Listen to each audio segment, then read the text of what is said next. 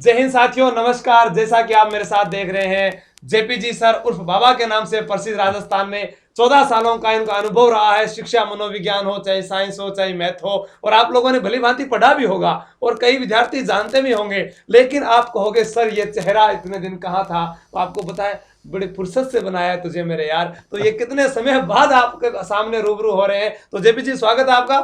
नमस्कार आशु जी। अभी जेपी जी आपको एक मोटिवेशन भी देंगे और बताएंगे कि कितने दिनों बाद क्यों आए, और आज आपको यह भी बताएंगे कि रीट में कैसे प्राप्त करें 30 अंक, और क्या हो सकती है 12-12 घंटे की क्लास, ये आप पर डिपेंड करता है। तो जानिए जेपी जी सर से। नमस्कार दोस्तों, एक बार फिर से स्वागत है आपके अपने आशु जी के टेक के ऊपर। लंबे समय से आए हैं, कुछ बातें थी, थोड़ा व्यस्त है किसी कार्यक्रम में। आज फिर शुरुआत करते हैं और रण का आगाज हो चुका है। मात्र अपने पास में 90 दिन बचे हैं और क्या रणनीति होनी चाहिए हमारे रीट में, कैसे हम मंजिल को प्राप्त करें। दोस्तों एक बात मैं आपसे कहना चाहूंगा कि अगर आपके सामने एक 9 किलोमीटर का पहाड़ हो और आपको कहे कि इस पहाड़ पे चढ़ना हो, तो क्या आप चढ़ सकते हैं कि नहीं चढ़ सकते? आप यकीनन उस 9 किलोमीटर की चढ़ाई को जैसे तैसे करके क्या कर सकते हो, अचीव कर सकते हो, प्राप्त कर सकते हो। लेकिन अगर 9 mm के एक पत्थर आपके पेट के अंदर आ जाए तो आप उसको सहन नहीं कर सकते, उस पत्थर का आपको इलाज करवाना पड़ता है। बस यही बात जहन में रखना कि नेगेटिविटी एक छोटी सी भी आपके अंदर नहीं होनी चाहिए। बाहर से जितनी मर्जी हो उस पर हम विजय प्राप्त कर लेंगे, लेकिन आपके अंदर एक सकारात्मक एनर्जी होनी चाहिए। अंदर आपके हमेशा एक मोटिवेशन रहना चाहिए कि हां यह भर्ती मेरी है, मैं पैदा इसी भर्ती के लिए हूं और इसी भर्ती में मेरा सिलेक्शन होगा। ध्यान रखना दोस्तों, हम बात करेंगे आज कि कैसे मनोविज्ञान के अंदर हम 30 अंकों को प्राप्त कर सकते हैं। ध्यान रखना, सबसे जो आसान विषय है वो मनोविज्ञान है, जहां पर रटना कुछ भी नहीं है, पूरे का पूरा समझने वाला विषय है हमारे पास में। तो दोस्तों शुरुआत करते हैं। देखिए एक टॉपिक है हमारे पास में, एक्शन रिसर्च क्रियात्मक अनुसंधान। एक अनशिप 2005 और आर्टेक 2009, ये 3 टॉपिक ऐसे टॉपिक है जहां से सीधे सीधे हमारे पास में तथ्य आते हैं। हर एग्जाम में 100% क्रियात्मक अनुसंधान से 1 प्रश्न आएगा और छोटा सा टॉपिक है, हर बार प्रश्न पूछा जाता है। अनशिप 2005 1 प्रश्न 100% है, कभी कभी 2, और आरटी एक्ट 1% प्रश्न 100 है, मतलब 1 प्रश्न तो आएगा ही आएगा, कंफर्म है। ये 3 टॉपिक ऐसे जहां से 100% प्रश्न पूछे जाएंगे और छोटे छोटे टॉपिक और सीधे सीधे तथ्यात्मक जानकारी के रूप के अंदर, सीधे सीधे फैक्ट के अंदर प्रश्न पूछे जाते हैं। तो इन टॉपिकों को कभी रटा नहीं जाता, क्रियात्मक ज्ञान को रटना नहीं है, इसको 4-5 बार पढ़ना। शायद YouTube पे करवाया हुआ टॉपिक है एसोसिएटेड के ऊपर, सर के पुराने वीडियो तो उनको देखना और बार बार 2-3 बार वीडियो को देखोगे तो यहां से आपको ये क्लियर हो जाएगा। देखना, इनको सिर्फ पढ़ना है। फिर मापन मूल्यांकन और CCE, ध्यान रखना, ये आपके लिए सबसे महत्वपूर्ण टॉपिक है। मैं महत्वपूर्ण इसलिए मानता हूं इस टॉपिक को क्योंकि यह टॉपिक आपके 5 पार्ट के अंदर है। मनोविज्ञान में भी है, हिंदी में भी है, आपकी द्वितीय भाषा संस्कृत हो चाहे इंग्लिश हो उसमें भी है, उसके बाद गणित में भी है, विज्ञान में भी है, या आप SST के हैं तो वहां पर भी है। हर जगह मापन मूल्यांकन और CC है। और दोस्तों मापन मूल्यांकन बदलता नहीं है। 2 प्रश्न मान लो आप मनोविज्ञान में आ गए, 1 प्रश्न गणित में आ गया, मान लो 1 विज्ञान में आ गया, 1 हिंदी में आ गया, 1 अंग्रेजी में आ गया, 6 प्रश्न हो गए। मतलब एक टॉपिक छोटा सा मापन मूल्यांकन जो 5 जगह हैं, कम से कम आप किसी पेपर को उठाकर देखना, इससे 5 से 6-7 तक प्रश्न मिल जाते हैं और सेम टॉपिक है। वही तो मापन मूल्यांकन क्या रहेगा, मनोविज्ञान में रहेगा। वही मापन मूल्यांकन हमारे पास में किस में रहेगा, गणित में, वही विज्ञान में, वही SST के अंदर, बदलेगा थोड़ी मापन मूल्यांकन। तो इस मापन मूल्यांकन को बहुत ही अच्छे से तैयार करना, देखना 100% यहां से पूरे पेपर के अंदर कम से कम 5 प्रश्न मैं कह रहा हूं, इससे ज्यादा ही मिलेंगे पेपर के अंदर, ध्यान रखना। फिर देखना ये जो टॉपिक है हमारे पास, अधिगम, बाल विकास, अभिप्रेरणा, व्यक्तित्व, इन 4 टॉपिकों में से ये जो महत्वपूर्ण 3 टॉपिक है, इन पे पूरे का पूरा आपका ज्ञान आधारित, संज्ञान से रिलेटेड, मतलब आपका ज्ञान कितना है इस अधिगम से हमारे पास में 3 से 5 प्रश्न तक पूछेगा। यही 3 से 5 प्रश्न बाल विकास से होंगे, लेकिन ये बाल विकास और अधिगम के जो प्रश्न होंगे हमारे पास में वो बौद्ध स्तर के होंगे। यहां पर आपकी विषय के प्रति समझ कितनी है, रटने वाला मामला नहीं चलेगा, पूरे का पूरा समझने वाला मामला। जितना इसके ऊपर हमारी समझ होगी उतना ही प्रश्नों को सही कर पाएंगे। और करना क्या है इसके लिए, समझ बनाने के लिए आप पुराने पेपर्स उठाइए, पुराने पेपर्स उठाइए, देखिए उनमें कैसे कैसे प्रश्न पूछे गए हैं, क्योंकि रीट का जो मामला है पूछने का तरीका वो सेकंड ग्रेड और फर्स्ट ग्रेड से अलग है बिल्कुल ही। रीट में बोर्ड पेपर बनाता है और बोर्ड के पूछने का तरीका अलग है, आरपीसी का मैटर है वो अलग है, ध्यान रखना। हम सेकंड ग्रेड की तरह रट्टा मारते हैं और फिर कहते हैं रीट का पेपर मुश्किल आ गया। पेपर मुश्किल नहीं बनता रीट के अंदर साइकोलॉजी का, दोनों के पूछने का तरीका अलग है। आरपीसी का अपना अलग तरीका है प्रश्नों का, सेकंड ग्रेड के अंदर बहुत इजी प्रश्न सीधे फैक्ट में पूछता है, लेकिन ये हमारे पास माध्यमिक शिक्षा बोर्ड का पेपर है, ध्यान रखना। तो पेपर बनाने वाले बोर्ड के व्यक्ति होते हैं तो उनके पूछने का तरीका अलग होता है, तो आप उस तरीके को देखिए। आप ये मत देखिए टॉपिक क्या है, इसको सीधा आप क्या करते हो, आपकी एक आदत होती है टॉपिक देखा अधिगम और उसको पढ़ना शुरू कर देते हो। अरे ये देखो कि ये अधिगम रीट के अंदर है और रीट में प्रश्न पूछे कैसे जाते हैं, इसके लिए पुराने पेपर उठा करके देखो। सर आप ऐसा करो ना, इनके लिए एक दिन पूरे प्रश्न कराई दो। मैं भी तो ये सोचें कि हमारी कामयाबी में बाबा सर का जो योगदान है वो भी तो रहे ना। नेक्स्ट वीक में पक्का अपन एक दिन 10-12 घंटे की पूरी लंबी क्लास, क्योंकि अगर आज बच्चे रहे तो जुड़े हुए हैं। बाकी ये डिपेंड करता है देखो हमेशा विद्यार्थी पर।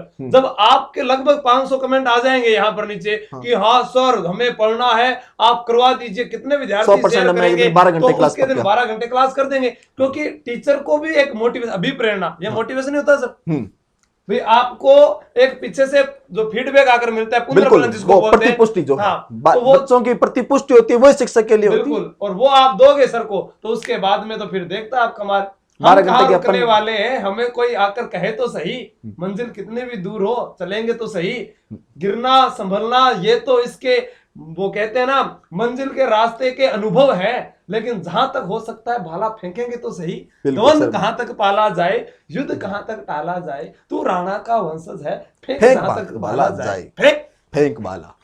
तो देखिए दोस्तों, इसके बाद में व्यक्तित्व, यहां से फिर से तथ्य आधारित प्रश्न आएंगे। यहां फिर से तथ्य, सीधा सीधा फैक्ट पूछेगा व्यक्तित्व के अंदर से, ध्यान रखना, ज्यादा समझ नहीं प्रश्न बनता। अब पुराने पेपरों को देखिए, यहां पर कभी तो व्यक्तित्व के प्रकार से पूछ लिया गया है, कभी सीधा सीधा सिद्धांत पूछ लिया गया किसका है, हमेशा फैक्ट का प्रश्न पूछा गया है। यही बुद्धि के अंदर भी तथ्य आधारित प्रश्न पूछे जाते हैं। फिर आपका यह जो टॉपिक है एक व्यक्तिगत विभिन्नता, यहां से प्रश्न और एक इस विशिष्ट बालक, इन दोनों से प्रश्न 100%। और इनके जो प्रश्न हैं फिर से वो कैसे हैं, समझ आधारित है, ज्ञान आधारित है, ध्यान रखना। विशिष्ट बालक का प्रश्न सीधा फैक्ट में नहीं आएगा, ध्यान रखना। न व्यक्तिगत विभिन्नता का कोई फैक्ट है, यहां पर समझ कैसी है, यहां रटने वाला मामला नहीं है, सारे का सारा मामला समझने वाला है, ध्यान रखना।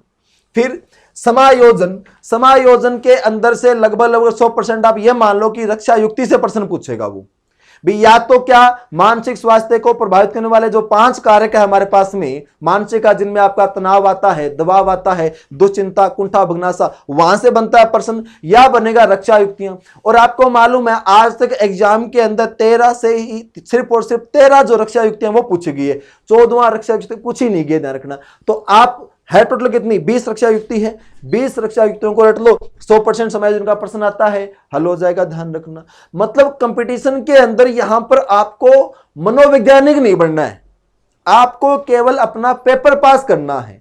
आपको इतना पढ़ना है कि आपका पेपर पास हो जाए, अपने को विद्वान बिल्कुल भी नहीं बनना, ध्यान रखना। अपन यहां पर एक लंबा चौड़ा गाथा करने लग जाएं तो फिर हम एग्जाम से दूर हो जाएंगे, हम विषय का विशेषज्ञ बनने के लिए चल पड़ेंगे लेकिन एग्जाम से बहुत दूर हो जाएंगे। अभी हमें एग्जाम क्लियर करना है, देखना, तो उसी हिसाब से पढ़ना है। अधिगम नियोगिता ऐसा कौन सा पेपर है, पिछली बार 2 प्रश्न थे यहां से, और हमें मालूम है कि टोटल के टोटल शायद 23 अधिगम नियोगिता है। अधिगम के विकार, अधिगम की कठिनाइयां हमारे पास में जो आपकी पिछली बार आई थी, बुलूमिया वाला आई थी, एनोक्सा नर्वोसा वाले आई थी हमारे पास में, यहाँ पर एडीएस आ गई। टोटल मतलब हमारे पास में 23 अधिगम कठिनाइयां हैं, सीधे सीधे फैक्ट याद रखने वाला, और यहां से 100% प्रश्न पूछा जाता है। मतलब पेपर को एक रणनीति के तहत, मतलब कहां कितना महत्व देना है और कहां प्रश्न 100% है, हमें मालूम है। जहां 100% है, अब 23 अधिगम नियोगिताओं के एक क्या करो, एक पेज पे लिख लो और हर जगह चिपका दो। वो थोड़े से इंग्लिश टर्म मुश्किल है, आप घर में हर जगह चिपका लो और उन्हें 4-5 दिन देखोगे, याद हो जाएगी, ध्यान रखना। वो फिर शिक्षण अधिगम प्रक्रिया, ये इस टॉपिक को मैं इंपॉर्टेंट इसलिए मानता हूं कि यहां से समझ बनेगी तो ये पूरी की पूरी जो आपकी हर एक विषय की शिक्षण विद्या है वो यहां से रिलेटेड है।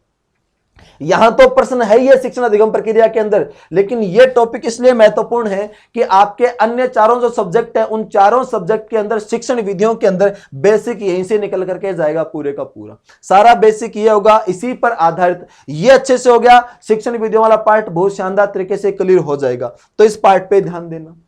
चिंतन से एक प्रश्न पूछेगा जहां तक होता है कि प्रकारों में, लेकिन इस बार हमारे पास जैसे एक नया टॉपिक इसमें तर्क और कल्पना जुड़ा है, तो तर्क और कल्पना से यहां पर क्या पूछेगा, इसकी विशेषता के बारे में प्रश्न बन सकता है, विशेषता के बारे में सत्य असत्य कथन का अच्छा प्रश्न बन सकता है। तो इस बार चिंतन को शायद छोड़ करके वो तर्क या कल्पना के ऊपर से प्रश्न बनाने के लिए रहेगा, क्योंकि नया जुड़ा हुआ टॉपिक है। और सीखने का प्रतिफल, यह भी इस बार नया टॉपिक जुड़ा है। इस सीखने के प्रतिफल के अंदर समझ आधारित प्रश्न है। भी सीखने की जो प्रतिफल की पुस्तक आती है याद नहीं की जाती, लेकिन हमें इसकी एक बेसिक बात को समझना है कि है क्या, गुणवत्तापूर्ण शिक्षा के लिए है। तो इसके जो हमारे पास में इसकी जो अवधारणा है, इसकी जो विशेषता है, उनके एक दो बार रीडिंग करना, फिर हम इसकी आत्मा समझ जाएंगे कि ये सीखने का प्रतिफल है क्या चीज। सीधा सीधा इसके बारे में पूछेगा कि जैसे हमारे पास में पूछता है वो मापन मूल्यांकन या अनशिप का पूछता है सत्य कथन कौन सा है, वैसे का वैसा प्रश्न अनशिप का जैसा यहां से बनेगा, सीखने के प्रतिफल से ध्यान रखना दोस्तों। तो इसके ऊपर थोड़ा सा हमें ध्यान देना है, बाकी सिंपल सा है जितना आसान से। और देखते हैं कि अपन 12 घंटे की 2-3 दिन लाइव क्लास लेकर के और मैराथन क्लास के अंदर इसको फटाफट से अपन रिपीट भी करेंगे। कोई भी दिक्कत परेशानी हो आप आशु जी को बता सकते हो, अपन इसका निश्चित रूप से समाधान करेंगे। मैं तो ये कहूंगा कि आप लोग जो चाहते हैं, जो वो आपको मिल रहा है, तो फिर उसमें देर किस बात की, कहो ना। और अभी मैंने बताया है कि आप तैयारी कर लो, ऐप डाउनलोड करके टेस्ट सीरीज भी ले सकते हैं। सुशील जी, बिश्नोई सर, विजयपाल जी सर, उनके द्वारा जो पुराने पेपर और आने वाले परीक्षा के हिसाब से टेस्ट पेपर तैयार किए गए, आप डेमो टेस्ट दें तब ले, कोई ज्यादा नहीं, 50 या 60 रुपए 70 रुपए इतने रुपए के हैं, वो आप देख सकते हैं। बस 50 बस इतना ही है, 79 रुपए में पूरी। अच्छा 79 रुपए में टेक्निकल टीम ने अभी बताया है। तो उसके अंदर आपकी पूरी टेस्ट पेपर है, सारे के सारे SST वालों के लिए है वो स्पेशल। और मनोविज्ञान के जो विद्यार्थी हैं, आप अभी तैयारी कर रहे हैं, तो इन सर की क्लास पहले भी यूट्यूब पर ली गई है। बाकी आप अगर काफी वीडियो पड़े हैं यूट्यूब पर, चैनल पर पड़े हैं, आप कमेंट करोगे, जब सर सर्च मारोगे तो इनके वीडियो मिल जाएंगे। और जब ये आप कह दोगे तो भी बाद में वापस करवा देगा। और आशु जी के ट्रिक टेलीग्राम पर मैं सर को एडमिन बना दूंगा, जितने प्रश्न होंगे, समय मिलेगा तो ये वो भी आपको करवा देंगे। लेकिन डिपेंड आप पर करता है। लेकिन कभी ये मत कहना कि सर आपने इसके लिए किया नहीं, हमारे से जो हो सकता था वो कर रहे हैं, वो आप लोग पढ़ो जितना हो सकता है। ठीक है सर, ठीक है सर, जय हिंद, धन्यवाद, जय भारत। जय हिंद, जय भारत।